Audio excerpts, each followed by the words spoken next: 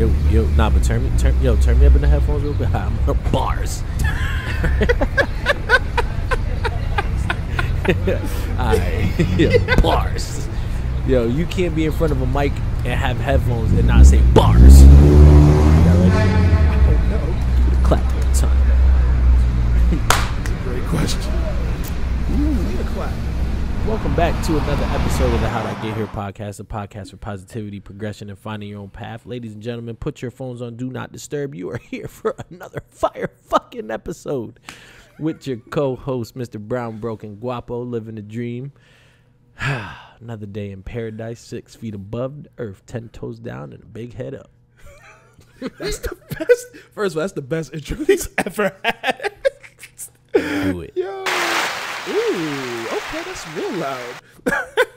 Boy. Yeah, it's your boy Spence, King Aquarius, King Petty, Mr. 20%. I'm just owning it now. Might as well just own it. Here we are at the Calf, featuring our new guest. This is your man. Give him the same intro you gave.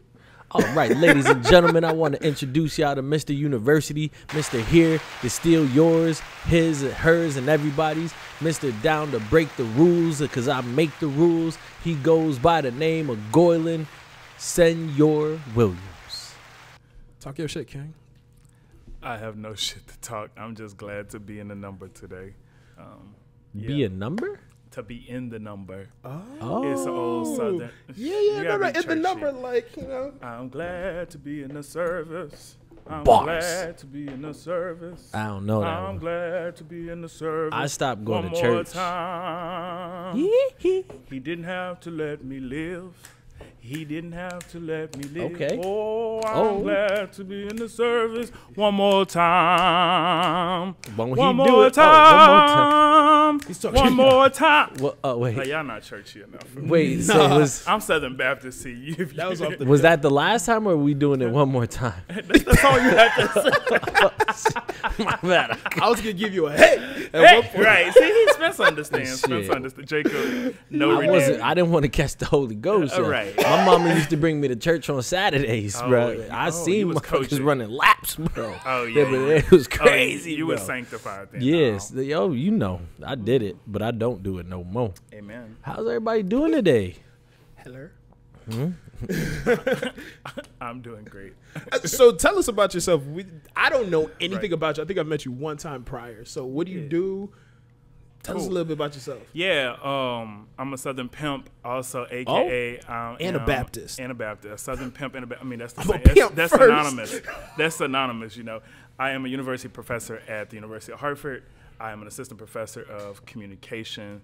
The Department of Communication at the University of Hartford, where my research mainly explores social movements and Black protests and Black popular culture.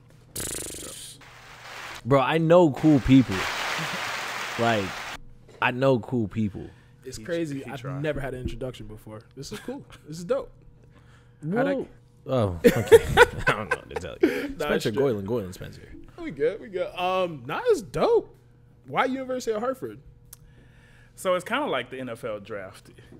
So you don't get to pick where it chooses you. You just submit your name to be included, and you go where the job is. So it's very different. I think people typically think that you get to choose where you want to live as a university professor, and that's really not the case. There's probably like 10 jobs for one specific research interest. So for example, sure, I'm communication, but more specifically, I'm like African-American rhetoric or communication, right? So there's probably like 10 jobs in the whole country for that, right? So This you is have very niche. Very niche. Ain't you one of like 3 people in Connecticut that do something cool? I mean, I give it more than 3. You kind of got some cool people, a bunch of cool people. No, but there's something you always tell me that you're like one of few people. Am I making that up? I don't know, baby. Oh, my I bad. mean, I am cool. I think I do something pretty cool. But yeah, so it's much more like there's like 10 jobs and there's 300 people applying to all of those jobs. Word. So you really go with the first and usually the only job offer that you can take. So I did my PhD at the University of Massachusetts, Amherst, and was lucky enough In year 3, which to PhD programs anywhere from 4 to 8 years, I was lucky enough to in year 3 to already have a job. So I got here, and this is my 2nd year at the University of Hartford. So yeah, dope. Shoot, that leads us into our question for today, which you gave a lot of defining factors of yourself. So my question of the day for everybody: what defines you as a person? These nuts. Got him. Get me off of this right now. Yo, I had to, bro. That was funny. But you know what? These nuts is actually a good answer, because these nuts lead to a legacy, right? I like. And he really tried to redeem this bullshit. No, That's but there's two things. Your legacy, right? Because what do you leave behind when you're gone? Mm-hmm. Right? So obviously your nuts got something to do with that, but that's being a little funny. But what's gonna define me as a person is what I do while I'm here, and what I leave when I'm gone. Right? And part of that, which is my initial thought before I thought of this great answer, was actually my morals. You know what I mean? I think I'm a man of morals and principle. May not always stick to that. Some people may or may not agree, but some gray area. Yeah, I'm 30 now. I got grays. But I think those morals and principles are partially what define me as a person. Okay. That was a good save. What about you? What defines me as a person? Yeah. As I said, I'm a Black Southern gay man. So I really, honestly, and truly try to be true to my people and try to be true to where I'm from. So first and foremost, I try to be true to my people.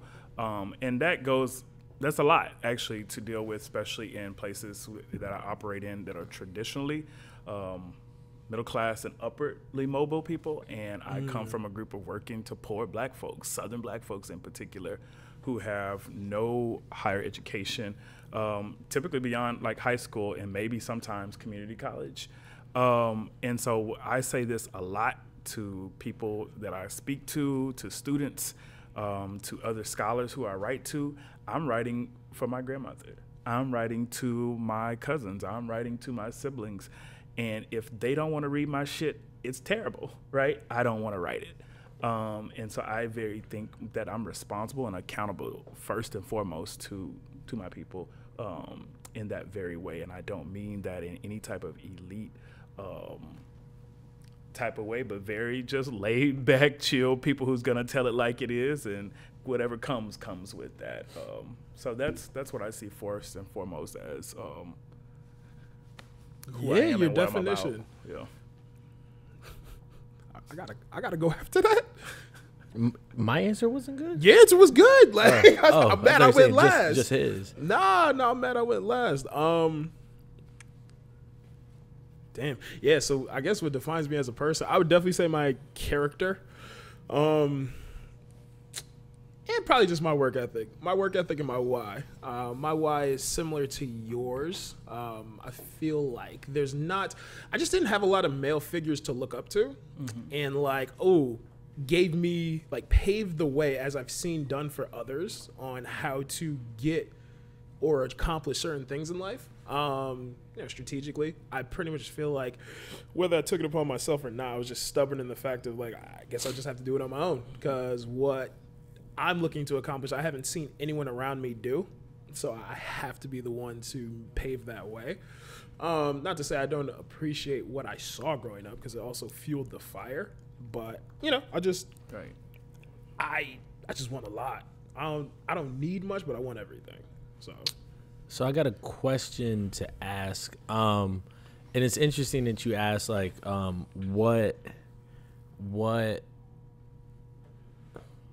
fuck did you say? What defines you? What defines? Yo, that ADHD is kicking in again. Right. Go back and watch that episode. It was great. What defines us? Because today we're going to be talking about self-representation in many different aspects or whatever. But before we dive into that, what exactly does self-representation mean to you guys? How do you guys define that? Because we're 3 different people, 3 different backgrounds, 3 different professions, you know, so that can go in a bunch of different ways. If anybody wants to take that first.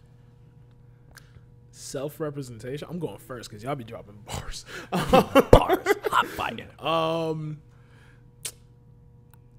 The first statement that comes to mind is perception is reality. So self-representation is really, that's your first line of defense to the real you. First line of defense to the real you. Mm-hmm. Ooh. So you can make yourself seem however. It's like dating. Like for the first 90 days, you're representing yourself and showing yourself in the best light. And then that 90 days wear off and it's like, ooh, this is what you really look like. Oh, it's like when you first see a lady go to bed with a bonnet on. You know what I'm saying? Like you wear a bonnet or a do-rag? A do-rag. Okay. You putting that on the first night? I'm a Southern man. It's a velvet one? I will never wear a bonnet. Let me be very clear. Damn. I wore a bonnet when I had my locks. Listen, I'm a northern man. Nah. So southern men don't wear bonnets? Not the ones I know. Wow, I learned something new today. I mean, I'm probably oversimplifying, of course, but I personally don't. That's not my thing. Well, but I guess my point is, right, if you wear a do-rag, the first night you bring someone home or you go over there, like, you putting your do-rag on? No. Like, that for me, that's something that, I mean, most times I just forget to put it on anyway. But if I'm going to someone's house, at my big age, I usually ain't going to nobody's house. They're coming to my house. So there's that. At my big age. At my big age. I'm not going to your house. They got to deal with your kids, your auntie, your mama, your dog. Nope. And I'm a Virgo, so I like to be in charge. I like to be in control. We didn't vet him before we got him here? Right. And I'm very Virgo. Like, my whole chart is Virgo. And I think it's like a little, I think Hold a on, little cut. He got to go. No, I'm serious. I'm a sensitive person sometimes. Y'all manipulative. Y'all sensitive to manipulate a situation. Is that can y'all look at him, zoom it out his face. Goddamn, they got me. So Gorlin, what do you think about how to define self-representation? How I define myself? I mean, to me, that question means how do you show up every day in the world, right? Mm-hmm. How do you present? I hate being the philosophical nigga. I really do. Talk your shit. I'm not trying that's why to we. be. No, that's why we're here. I'm Go ahead, Plato. But I mean, I was a philosophy major. If the shoe fits, right? I do. For me, that I don't know. It means a lot of things, but the first thing that comes to mind is authenticity. Yeah. And I know that's a difficult question because I think it oversimplifies sometimes the things. I think we're all complex beings. So to say somebody's authentic and somebody's not, that inherently gets into this debate and tension that is unnecessary. But for me, I try to show up literally every day as a Southern nigga who's gonna say what the fuck I want to say, regardless. Right. Regardless of who the audience is. And I mean that professionally. I don't change. What you see right now is literally what you get me as the conferences. You get me in the classroom. You get me at job talks. Like, I don't change. And I don't contort myself to become something I'm no longer or not interested in becoming. And I did that. I mean, that was younger me. Of course, being a gay black man, you can't do that growing up, especially in a family of a lot of men, masculine, rural men particularly, who I would say I got a lot of like nurturing from them because I was smart or they saw something in me. So I wasn't treated as badly probably as some people who are queer in families and kicked them out. None of that happened to me. Interesting. But a lot of that was because of what they saw as my intellectual gifts and what I could contribute down the line to the family. Right. That part. And I'm in therapy for that right now for that very reason. That's a lot of weight. Yeah, I talk a lot about that to my therapist, but this ain't for the podcast. But who I show up as, and I want to be what feels comfortable to me, what feels good, without sort of faking the funk. And it's interesting, you guys, from what you guys said, because like this is not how I define self-representation, but the first thing that just kept like sticking to mind is appearance. You know what I mean? And it's like, like me, y'all know whether it's summer, winter, spring, or fall, I will find a way to wear sweatpants and a hoodie. Whether it's sweat shorts, whether it's sweatpants, you know what I mean? But it's like, that is a self-representation of me, but it's also not who I am. Right. Because when you correlate like hoodies, you look like, oh, that nigga sloppy.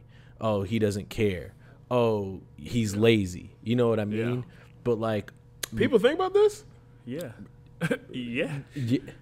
Respectable culture, especially black respectability politics, absolutely. But whose respect am I trying to earn here? I'm just saying, in institutions, you do not like. Can I give one brief example? Yeah. We could not wear jeans to church, like jeans. Facts. Like you had to be dressed like this. Facts. Like women could not wear pants in the South, like in church in the South, like and in certain segs. And I do think that stifles a lot of who people are trying to become. It's giving. So image matters, I think. Interesting. It's like, you can't sit with us unless you dress like this. You can't believe in the same God I believe in if you don't dress like this on Sundays. No, I'm not absolutely. Yeah, I don't believe that. But yeah, that's exactly what religion is. I mean, think about any institution you join. Think about it. You go to a job, you don't show up to an interview with no jeans on unless you're looking for a casual job. If you're looking for a professional job, you're going to look like the part, right? Whatever that means, because that's not about your competency. No, we know that. It's about belonging, and you don't want to seem like you're not a you're part now of the representing culture. them. Right. You're not representing yourself anymore. This is why I started my own practice. Like, this is why I went into business for myself, because I mean, I work in the finance industry, so it's they don't care how they dress anyway. Wow, what do you mean? Child, you know, them people crunching numbers, they be terrible looking No, on every front. You find me 3 people that work in finance and show me their wardrobe, and I can bet you it's tacky. Hold on. You're thinking of like accountants. Same thing, tacky. This is crazy. Unless they're on Wall Street or in some big corporate job where they're showing up physically every day. But usually, child, I didn't see enough of them, and I'm like underwhelmed. I think underwhelmed. I think because of where you grew up and like the status quo of church on Sundays, I don't think anyone competes with that. You already have a high standard that's unrealistic just to go praise your God. I don't know if that's unrealistic. I'm just saying, think about it. I talk numbers. I talk statistics and data. 80 to 90% of black folks are highly religious. And I'd venture to say more are evangelical, right, and conservative black Christians than not. Which suggests to me, right, that evangelical conservative usually means you're conforming to a norm, which inherently looks, for some reason, Christianity looks like kind of what I got on today. Except probably with a tie and a suit. You did have that blazer. I took the blazer off. I give it to you. I took the blazer off, right? And I'm just saying a southern norm. I don't even think that's unique to the South. I mean, if you go to New York, the Kojics are out of control, right? Church culture is very big there. But there's specific black pockets, right, that I speak to because that's my experience. But I understand that that's not a lot of people's experience whatsoever. I don't know. He just shitted on my industry's wardrobe. So Goylan brings up something interesting, right? How does culture play a role in self-representation, right? Because me, like, growing up in a, Puerto Rican household, right? Or even growing up in Bloomfield around a bunch of Jamaicans, right? These people's jeans, I shouldn't say these people, but the people that I grew up around, right? Their jeans were damn near painted on. Jamaicans wear skinny jeans. Puerto Ricans are very, like, I guess you consider, I'm lying? No, I'm not speaking to this. You know what I mean? But, like, to around that atmosphere, that environment, right? That's normal. That's a norm. But if you go maybe 10 miles down the way to West Hartford, dressed that way, they're gonna be like, bro, why do you look like that? You get what I'm saying? But it's like, why are you carrying yourself in a manner that some might perceive as like sloppy and not, when in my culture, this is how we dress. So does your representation of like how you dress define you? I don't believe so. Because I tell you what, that's what it's sounding like though. No, well that was the question. Oh, okay. Yeah, that was. But here's my thing, right? I used to love it, right? Going around people with a man bun, a half sleeve, right, and either sweats or jeans and just a regular shirt. You know why? Because that alone, yes, I'm representing myself, but what does that give off? And I have no idea. To incompetence, uneducated, yeah. laziness, bro. Yeah. It's societal. It communicates to the majority. I ain't gonna say majority, but I'd say to a professional majority. Yeah, professional, that right? Communicates that. But you know what's crazy? Whenever I get that, is I had a master's degree at 22. I was a professional soccer player. I've lived in 4 different countries. You know what I mean? Like, you want to, let's talk about who's really done what. It doesn't really matter how I look. To answer your question, how I look is not who I am. And the two can be different. Like, they don't, in certain atmospheres, I'm going to maybe dress a certain way. But now at 30 years old, I actually don't give a fuck. Right. And it's crazy. One day I showed up to work and I had some Nike sweats on and a tee. I had 6 different colors of blue on. And my principal was like, what are you doing? And I was like, oh, I dress like this because I want the kids to feel comfortable talking to me. She goes, what do you mean? I said, who do you think they're more comfortable talking to? The teacher that's in a shirt and tie and a blazer, or the guy that's over here in sweats? Right. Granted, I'm blowing smoke out of my ass, but you know, but it's still like, I'm comfortable. I really don't care, because at the end of the day, my job is getting done regardless of how I'm representing to you, because I know who I am and how I represent to me.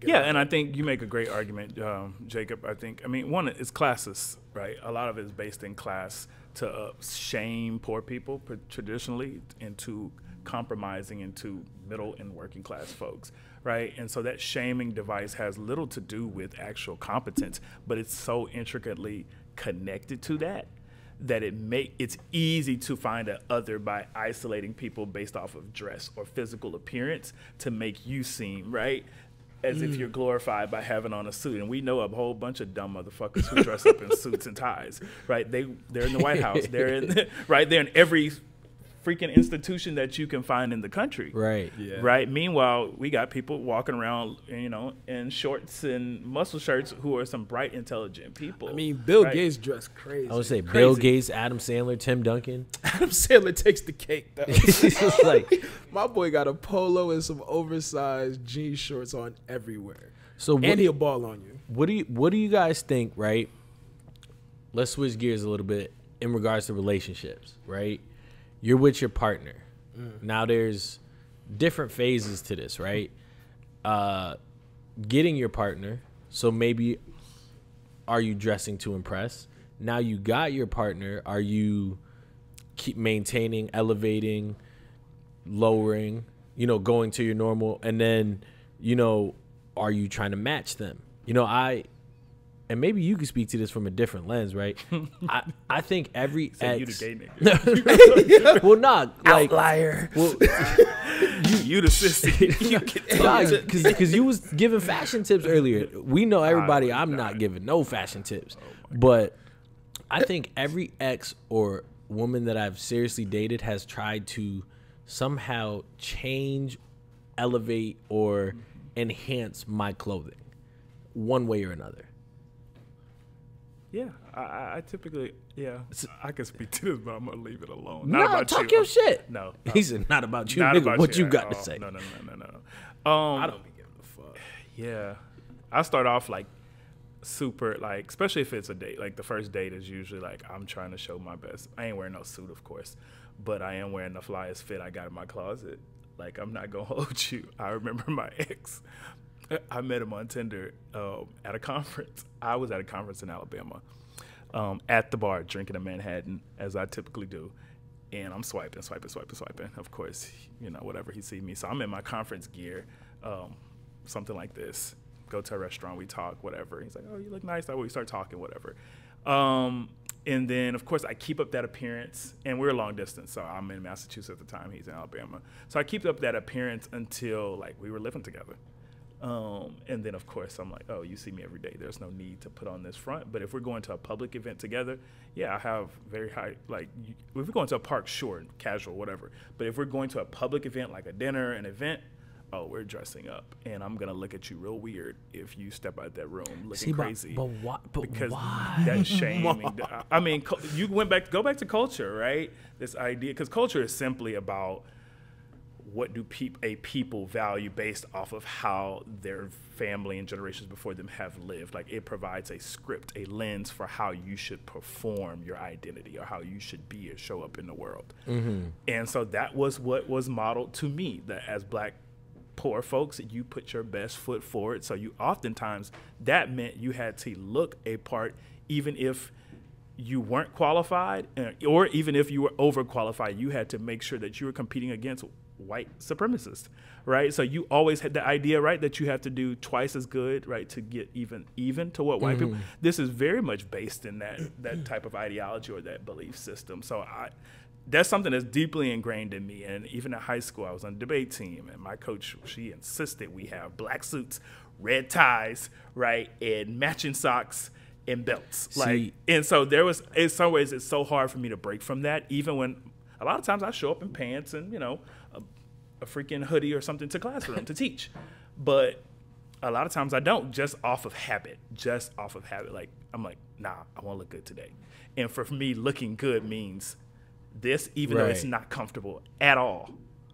Right? You keep going along with that. This isn't comfortable? Habit. Like, would you? No, this is not comfortable. Nigga, it's like having a girdle on. Like, I can. Hell no, it's not comfortable. Nigga, I got a muscle shirt under here. Right? Like, it's tight, it's fitted. To that, I mean, it looks good on me, but it don't feel good. To that point, right? I will do everything in my power to not have to wear a button up or a polo, or like if I'm wearing a blazer, I'll try to find like a shirt, like a nice simple dress shirt underneath. You get what I'm saying? Yeah. Like, I will do. Look at all the weddings that I went to this year, all the events. You've never taught, because it's like, one, that's not representing who I am. Yeah. Two, it's not comfortable. Three, let me find a way to express myself and show you who I am. I can still look nice, but not conform to what you want me to wear. Yeah. I mean, I wear a button up. I wear a shirt and tie almost not a tie.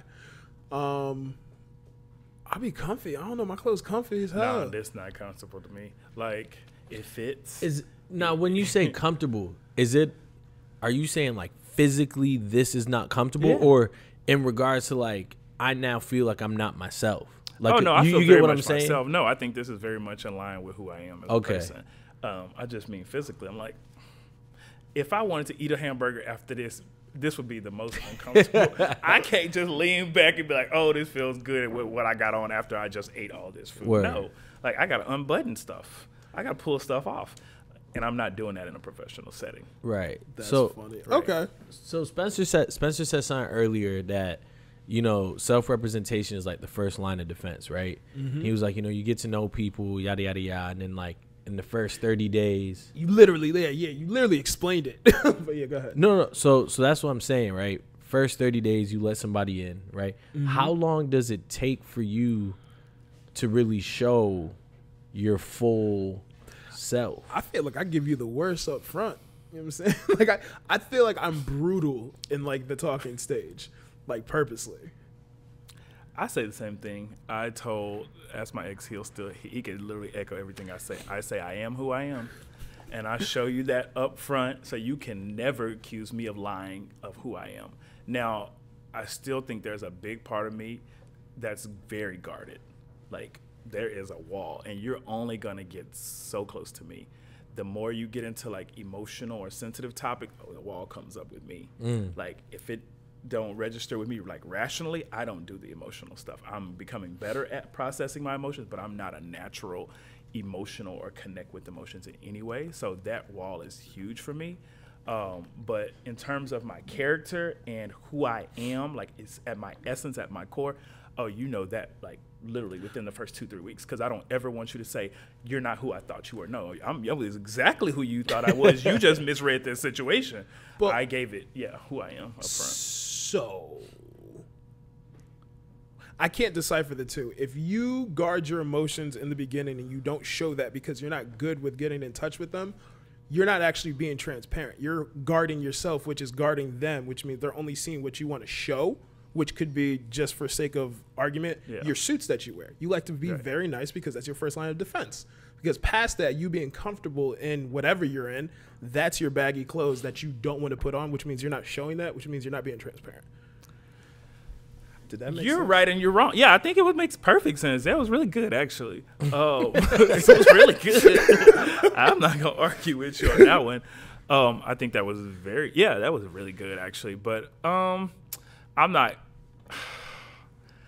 going to say you're completely right in the fact that I don't think I'm showing who I am at my core, right? Because if we're going to get to the argument or into the discussion, right, that who we are is not what we wear or what we always put forth. I just think that's protecting yourself. And of course, that's always embedded in your own traumatic experiences, or not traumatic experiences, just how you were reared and what was comfortable or what you could showcase and what you could not. So, for example, let me give a real example to move from sort of abstract language. My family does not do, like, I love yous like that, at least in our immediate family. I feel like that's a black household thing. And it may be, but I mean, I think it's very much I say that shit every day. Well, I do think it's a class thing, but I do also think it's a regional thing, like you, in certain ways. But we didn't do that, and so especially for boys, you did not cry, or you did not display emotion, and I think you can relate to that across cultures. That's not uniquely black, at least from what I've seen. But in certain ways, it seems to be a minoritized experience in so many ways, or black and other ethnic communities. You see that a lot. We didn't cry. We didn't show a lot of emotion. And so as a result, that became the norm for me. Like, oh, men don't cry, or they don't show emotion, or you're going to be accused of being a sissy or a girl, or wanting to be with another person of your same gender, right? And in order to protect yourself from those critiques, of course, right? I mean, I did all the manly stuff. I played football all throughout high school.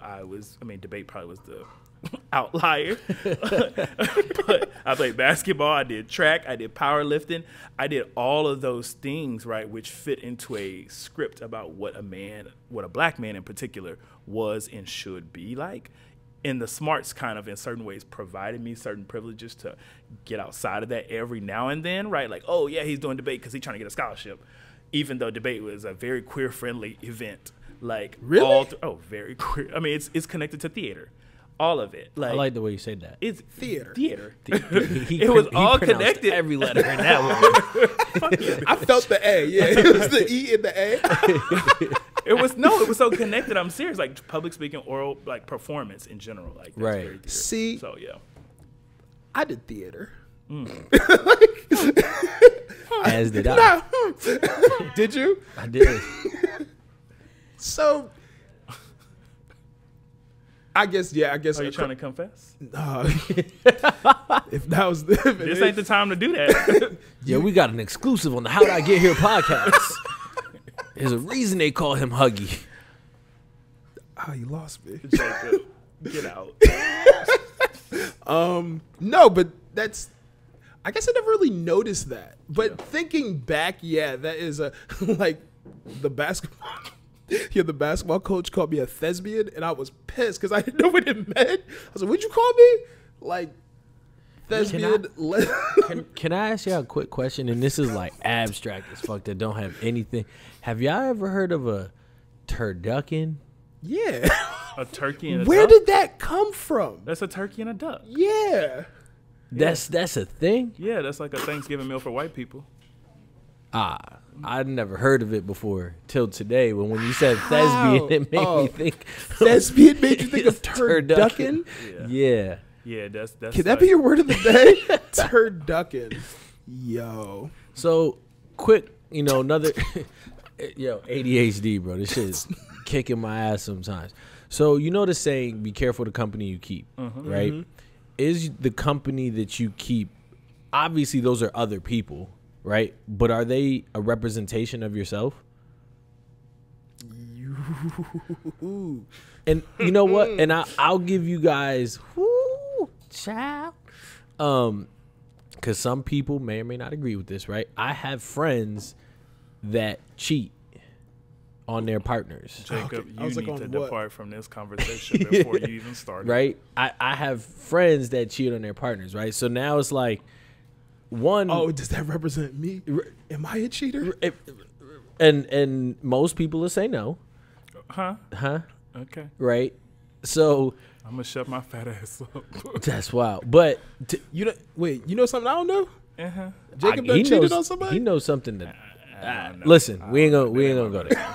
We ain't gonna go there. But like I was saying, right? Because my friends might be cheaters, right? Does that now make me a cheater? And even if it doesn't, is that a bad representation of me because those are the people I travel with? You get what I'm saying? Because at the end of the day, like, you might be a cheater and that might be the one thing you do wrong, but guess what? You do everything else right. That don't make you a bad person. So what, I'm supposed to stop fucking with you because you cheat on your girl or your wife or husband or boyfriend, whatever. You get what I'm saying? I mean, can you trust that person? They not cheating on me. No, so like, say one of your good friends married, you know he cheats on his wife all the time. Can you trust that person? Well, if the answer isn't immediately yes, I'm like to your like core? my answer, but I'm just thinking like, why wouldn't I be able to trust him?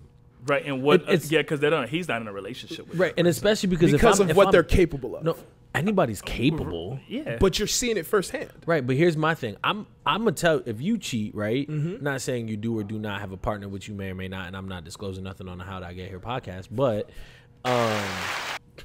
it needed a pause, right? Right? Say you cheat on your partner, and I'm like, yo, Spencer, that's fucked up. That's wrong. I'm doing my job as a friend to hold you accountable. If that makes you feel better at night, like, I don't know. Like, I mean, am I supposed to just turn away and be like... So, like, if you done found out, especially with what you've stated about your past and cheating on this podcast, if you found out that I was married to someone and I was cheating on them on the regular... Are you still able to trust me, or do you like feel some type about my loyalty? Maybe. No, because there's a reason you're cheating. I'm not saying the reason is right. Right. There's a reason, and you ain't doing that shit to me. I think the surface level there's a reason, but I think there's also like a deeper, granular reason why you're not able to do. Like, you're not able to commit to this loyalty that you said that you were going to commit to forever. Like, you chose to get married. You don't have to.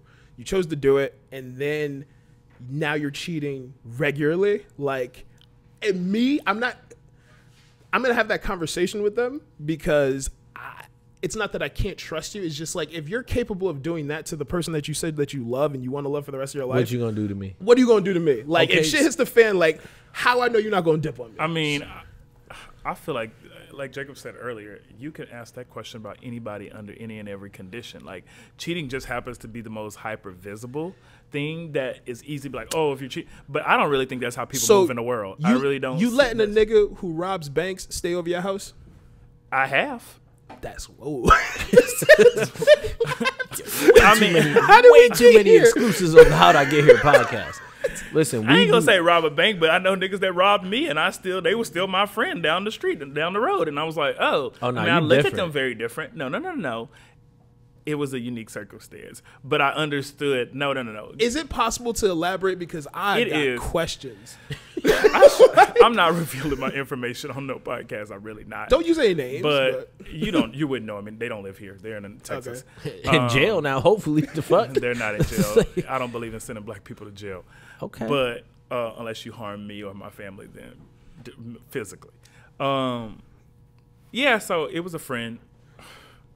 It was a friend that stole some checkbooks from me. That stole a checkbook from me. And y'all not writing blank checks. You're gonna laugh because he's really stupid and dumb.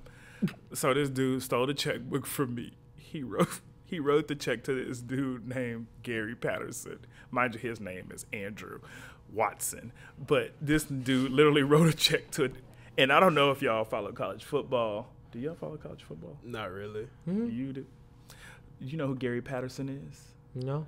Do you follow TCU football? No. Okay, so Gary Patterson is a famous football coach in Texas. He coached TCU for like 20-something years. So I was like, Gary Patterson? They were like, yeah, did you write a check to Gary Patterson? I was like, why would I write a check to Gary Patterson?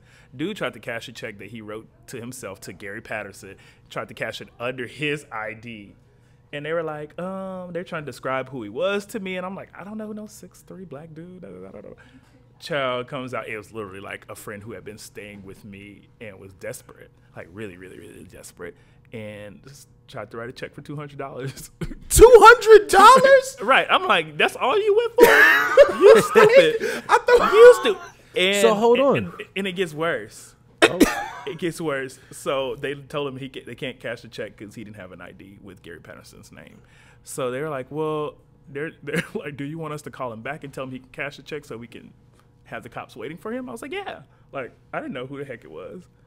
This fool really showed back up to the check cashing place. $200? And the cops were waiting for him. I'm livid. You sent a black man to jail. No, I didn't, because I didn't press charges. For $200? He went to jail for other things he had done. He had stole a car, so he went to jail for that. So time out. I didn't. So send him to jail. of all those poor actions, is that a representation of you? That's the nigga that you kept in your space, that you keep around, right? He's doing stupid shit, right? Is that a representation of you? So that depends. I think it's multi-layered. So if you're asking somebody else, some people might say, yeah, like, that's your friend. You trusted him. You're co-signing this behavior. But I didn't know he was doing none of that stuff beyond stealing from me. Isn't that kind of like the bystander effect? Maybe. But, I mean, at the same time, I think in other ways, it was like my lack of my concern, I guess, for protecting other people that weren't committed to protecting me. And in certain ways, that's about like lack of boundaries or self-respect for yourself. So yeah, I do think it's tied to that question of representation of who you are or who you believe yourself to be, or the value you assign yourself. Because if you love yourself, you care about yourself enough, you're not going to tolerate that type of abuse or disrespect. So I get where you're going with that question. Yeah. What you just said at the end, yeah, because there's certain, I don't know, there's just certain people I don't resonate with. Like, my spirit does not vibe with you, and I can't be around you. Like, you could be my boy's best friend. Right. Y'all can keep that. Like, I don't need that. Like, there's just certain people I can't be around. And I'll make it known. Say names. Name names. Tom. Don't tell. Oh God. Another exclusive on the How'd I Get Here podcast. So what do y'all think about? Because like you just said, like if I'm around you and like our energy, I don't like you, yada yada. So like, how important are first impressions? Like how important are they, and what do first impressions really, really mean? Because if I'm pulling up in sweatpants and a hoodie, like, how can you give how important are first impressions in what setting? Yeah, I think more context is needed there. I meet you. We're all homeboys, right? We're all homeboys. Yeah. And you're meeting Goylan for the first time, right? And I'm talking Goylan up, right? Yo, he's a college professor. He's do this, boom, boom, boom. He'd be a good client for you, right? But then we go out to Matty D's, right? And Goylan gets sloppy drunk. Like, on the first time you meet him, he's, falling over seats, hitting over cups, making a mess, right? That's the first impression of you. Is that really, after everything good I've told you, you know me, like, I'm not going to put you on with bad people. Yeah. Would you then turn and be like, bro, I don't want to talk to him? Or would you be like, oh, that was just a one-night thing? Or, when he drinks, he gets his way, but he's still a good business. I'd still work with him. Because objectively speaking, when you're talking about my industry, you told me what he does for a living. Like, anything he does in his free time is his business. But, like, he needs me more than most people. But can't that harm? Say he loses his job, right, because he was drinking and driving, because he gets arrested, because he gets into a bar fight, right? Now, you get what I'm saying? So now what he does doesn't matter because he don't do it no more. And that first impression could have stopped you from investing your time, wasting your energy. You get what I'm saying? Yeah. I don't view things that way, so it's hard for me to, like, rationalize okay. that. Just maybe because, that was a bad example. Nah, but I get what you're saying. I need a couple interactions with you before I really understand. Like once I start picking up on patterns, like every time we hang out, your boy is getting blacked out and he's wanting to fight people. Like, I'm tired of saving him. Like, no, I'm not saving you. Like, you handle your business, bro. So for you, first impressions aren't that important. You give people chances within reason. Yeah, and can you remind me of this section, because there's something I want to reference that I can't on the podcast. Her job. Okay. Yeah, it's like you need to get to know people or not. I feel like my spirit or my intuition picks up immediately within 10 to 30 seconds whether I could be around you or not. See, my thing is when it comes when it comes to first impressions, right? Appearance doesn't really mean much as long as your nails are clean, but energy really speaks. Yeah. You get what I'm saying? So it's like if I'm really sitting, if I'm around you and I've said multiple times on this podcast, and anybody that knows me knows I don't like new people. You know what I mean? Like I don't like people that I don't know. You get what I'm saying? But the way I feel around you in that first interaction, so in regards to a first impression, that's what matters to me.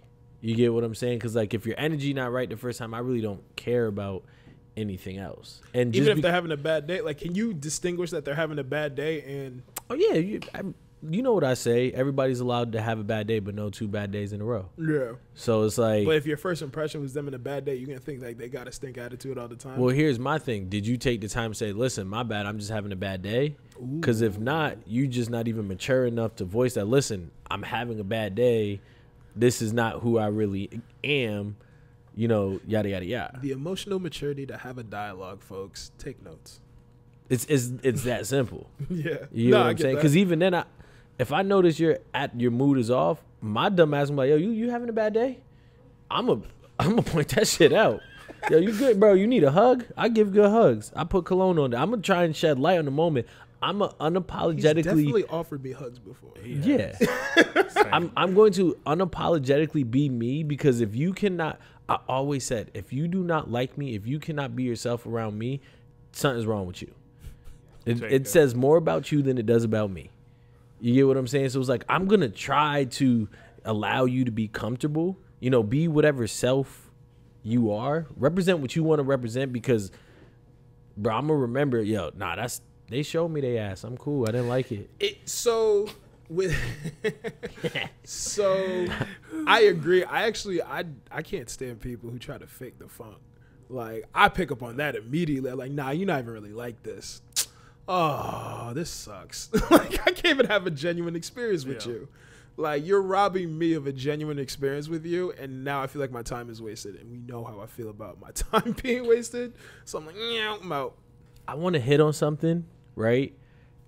And please make sure, stop me at any moment when I'm not being correct. Politically correct? Right? He not politically correct. He already said he went to shits. Right. I just don't want to offend anybody? Yeah, this is like a serious question, but I want to be respectful. His intentions are to offend I'll raise anyone. the Baptist finger if you say something. All right.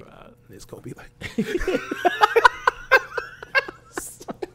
like. So obviously, right, like, I think in 2022, like, being part of the queer community is way more accepted than ever before, right?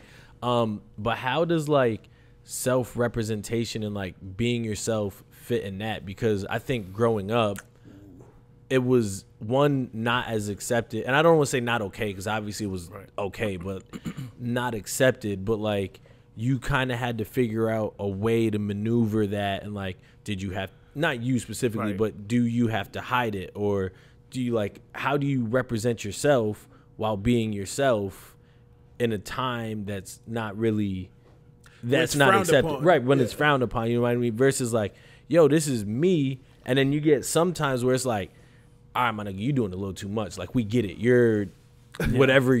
Not you too gay. No, it's crazy. No, but you know what I mean? So it's like, all right, like, and there's no like, hey, you're not gay enough or you're too gay. You know what I mean? But like, all right, bro. Yeah, no, that's a really good question, Jacob. I do this shit. That's a really good question. No, so going back, it relates back to debate and football at the same time. I like this. So I played football, one, because I enjoyed football and I am a physical person. But also my family, my dad, my uncles, they were all state football players in high school. And I'm in Texas. Football is religion in Texas. You play football, and also played to not be at home every day. So I was like, all right, one way to not be at home is to play sports. Right. And so it was something that was both exciting, but it was also a way to escape home. But I presented as masculine as I could for a high school, student that was still figuring out. I mean, everybody knew I was gay before I knew I was gay. Like literally everybody knew. My cousins, all the girl cousins, everybody in high school, and they would make certain jokes, but they wouldn't go in too hard on me. But they would certainly say, little shit, side by side, little side shit. But debate was the way I could bring out that gayness without it being demonized or without feeling attacked. It was very safe because every time we went to the debate tournaments, it was, especially white queer folks, they were everywhere. Like it's 15, 16, 17, like they were out. And them living in their truths. Not that I thought my experience was theirs, because I knew I still had to come home to my grandmother. My nigga family. Right. I never confused the fact that I could perform or act like them. Never. But it did provide moments of freedom while I was gone for the weekend. Sunday morning when I got back home, I was like, all right, we back in line. Right. We back straight. And so that sort of delicate balance of finding like subcultures or like underground ways to be who you are, right? And I think that brings back up the question about authenticity, right? Like, I don't think you're less fake or less genuine because you can't like you literally can't be who you're trying to become at home or in the communities in which you live, labor, or whatever. So I do think it's a dance, and you find places or people that make you feel comfortable, and you do that when you can, and when you can't, you be straight. It's funny you say it's a dance. So my middle brother's gay. And what do he look like? Huh? It's an old ass man. I think he's 40 now. Oh well, I'm old. Shit, we can talk. I'll hit you. 40, not that old, nigga. Huh? Right. I'm 35. How old are you? You're 45? 35. Oh. Calm down. I thought he said 4. I was like, what? So I know black don't crack. Right. No, it's funny because everyone in my family played sports. Like my dad is a nasty baseball player. And then my older brother, he played football, baseball. So I remember the story of my gay brother. He's like, yo, dad got me in the outfield. I'm over here just like, your brother's name is not gay. Yeah, I'm not mentioning his name, but I was just damn, that one though. You not lying. You not lying. My gay brother. I just always say his name on the podcast. You can say my brother. My brother. Okay, the brother I'm referring to was in the outfield. You could proceed. Huh? You can proceed. Proceed. Yeah, he's in the outfield. He's just like, I'm so bored. This shit's whack. He's like, man, I just want to dance. Like, he's like, I don't want to do this. I'm like, aw. I actually, when I got older and realized like he didn't really come out, I think too, it was like 18. Mind you, he's 10 years older than me. I'm 35 and still haven't come out. What? Yeah. To who? To my family, like oh, yeah, no. I was like, bro, you just done said it 18 times. I'm that's grown as now. fucking out as it gets, bro. They don't know this podcast. They don't live here, so they won't know. But I mean, you ain't gonna post it? Not for my family to see, no. But also, wait, sorry, I thought you just said you knew your family. They knew. They knew, but we don't talk about it. It's just perceived, like. They've seen me around. Fight Club stays at Fight Club. No, literally, I'm serious. Like black folks, we operate all under this sort of presumptuous knowledge. I see you, see me, seeing you, but we ain't gotta talk about it. But we ain't gotta talk about it. I know what you is, and cool. But they're accepting. They must be. Yeah, I mean, they don't have a choice now. Like, I mean, I'm serious. Like, I'm the most successful person in my family by far. Talk your shit. And also, like. But also, they don't have any economic control over me. So it's also like I provide for myself. If you don't fuck with the fuck you gonna do? Yeah, what are you gonna do? Like, I don't need you for any resources, so you can't withhold anything from me being gay, right? Or for liking a man. But at this point, I'm very like, if they ask me, I told them. But if I don't go out of my way and say, hey, I'm gay. But if they say, hey, you talk to men, I'll be like, yeah. So if you was dating a man, you would never bring him around your family? I was dating a man, and we were in another state. So he was in Alabama, and this was during the pandemic. If they asked, yeah, I told them. But everybody don't know in my family because they don't ever asked. But if you ask, yeah. Like my mom, we never talked about it. She knows, but we've never talked about it. My dad, we've never talked about interesting. it. My uncles asked. I hope they see this. Asked, but I hope this episode gets 2,000 views and somehow ends up in Alabama and Texas. I thought he was from Alabama. My family's from Texas. My ex lives in Alabama. Oh, okay. Yeah. Texas. Yeah. Well, shit, we've been chopping it up almost an hour now. You know, that's our threshold before we get kicked out. But yeah, we like to end every episode with 15 seconds of fame. So you can look at that camera, that camera, that camera. It don't got to be anything to do with what we just talked about. You could talk your shit. Before we do that, if you guys look behind us, we always talk about how wonderful the CAF is. We have some of the wonderful people from the CAF here doing their damn thing. So come stop by. We could see Trumbull Street from here. It's 231, right? Yeah. 231. Why am I Trumbull Street? Trumbull. Yeah. I said Trumbull. I meant Pratt. 231 Trumbull Street. Come down here, shop local, support. This is a dope place. They are our home. They give a lot for us. So appreciate you guys and listeners. Come check them out. They're open Thursdays through Sundays, 12 to 8 and 11 to 6 on the weekends. Right. So come check them out. But yeah, Goylan, your 15 seconds of fame, and then we will wrap it up. What that mean? Bro, I just so basically you take 15 seconds to shout out your family, shout out what you do, give a inspirational saying, whatever you like, whatever, you know, the spirit rises up out of you in the next 15 seconds. Why I gotta start though? Because the guests always start. Yeah. Huh? The guests always start. Because you don't want me to end it. We're chivalrous. I want you to start because I don't know what to say. I'll start. Go ahead.